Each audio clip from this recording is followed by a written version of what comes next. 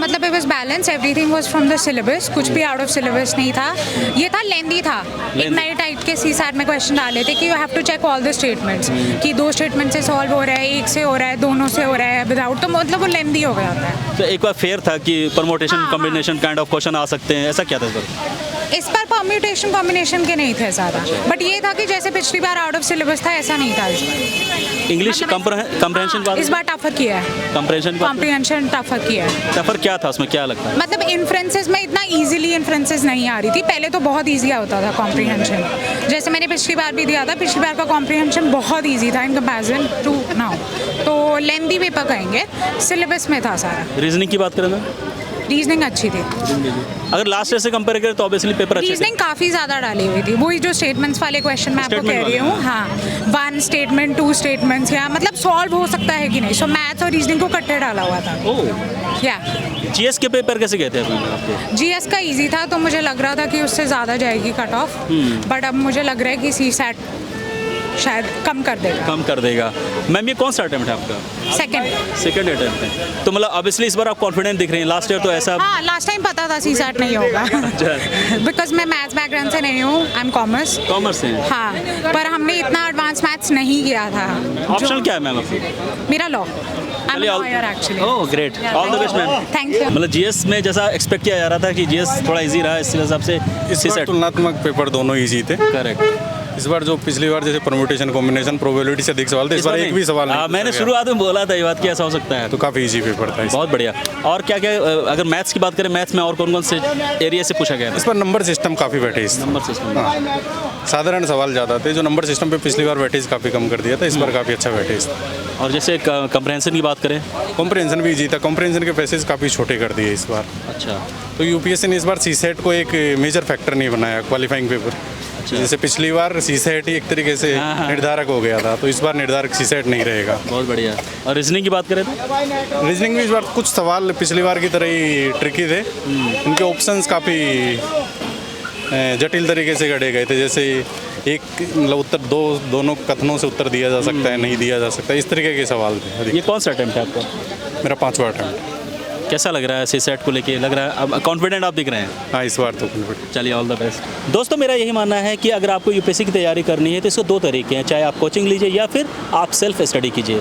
यकीन मानिए दोस्तों, सेल्फ स्टडी से भी यूपीएससी क्रैक किया जा सकता है, लेकिन शर्त ये है कि जब आप सेल्फ स्टडी कर रहे हैं तो आपके साथ कोई ऐसा बंदा हो जो आपको गाइड कर सके, आपको मेंटोर कर सके, आपको सही रास्ता बता सके, तो दोस्तों सक्सेस मिलना आसान हो जाता है। अगर आप भी इस श्रेणी में हैं जो सेल्फ स्टडी करके यूपीएससी क्रैक करना चाहते हैं, and you are looking for a mentor who can guide you, you can give you the clear path how you can get success in UPSC, तो एक नाम है रियासत अली सर, जिनकी आईएएस मेंटरशिप पिछले 12 साल का अनुभव और एक अच्छी ट्रैक रिकॉर्ड रही है।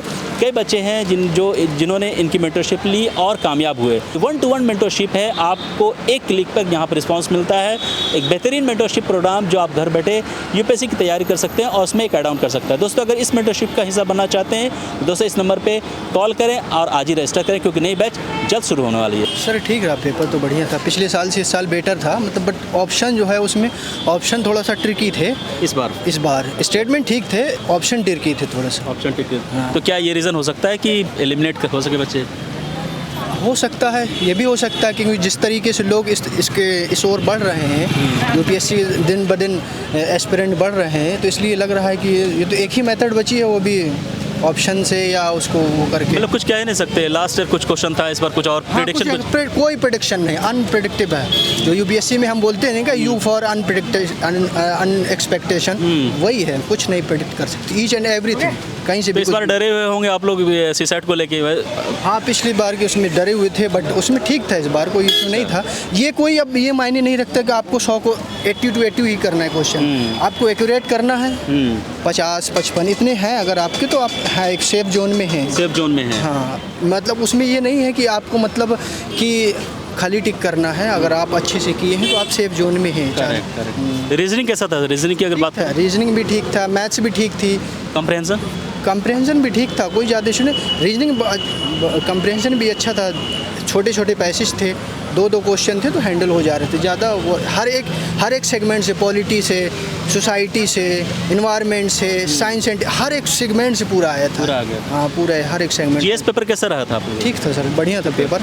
जीएस पेपर को कंपेयर कर लास्ट ईयर से तो क्या देखते हैं आप, कैसा लगता है? देखते हैं कि एक पर्टिकुलर एक ही सेगमेंट में कि ये बुक पढ़ लें ये हो जाएगा, उससे नहीं। ओवरऑल आपको करना पड़ेगा, डीपली स्टडी करना पड़ेगा। जो जिस तरीके से स्टेटमेंट और वो आ रहे हैं, ऑप्शन आ रहे हैं, उस तरीके से आपको करना पड़ेगा।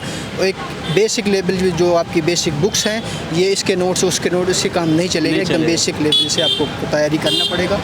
ये सीसेट के लिए क्या तैयारी करने की क्या तरीका हो सीसेट के लिए, अगर कोई नॉन मैथमेटिक्स स्टूडेंट है? बेसिकली मैं तो इंजीनियर हूँ, लेकिन जो नॉन मैथमेटिक्स बैकग्राउंड से है उसके लिए चाहिए कि वो किसी कोचिंग, बहुत सारे हैं यूट्यूब में फ्री में मिल जाते हैं, उससे आपके बेसिक अपने वो करें, 2-3-4 बार उसकी प्रैक्टिस करें।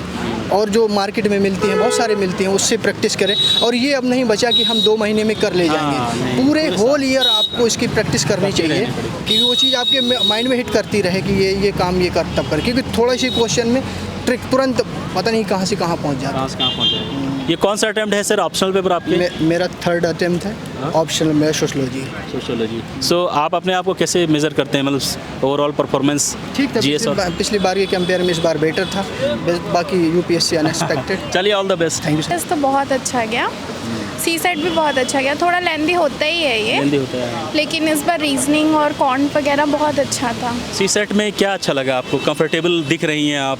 ऑब्वियसली लास्ट ईयर तो एक भय का माहौल था।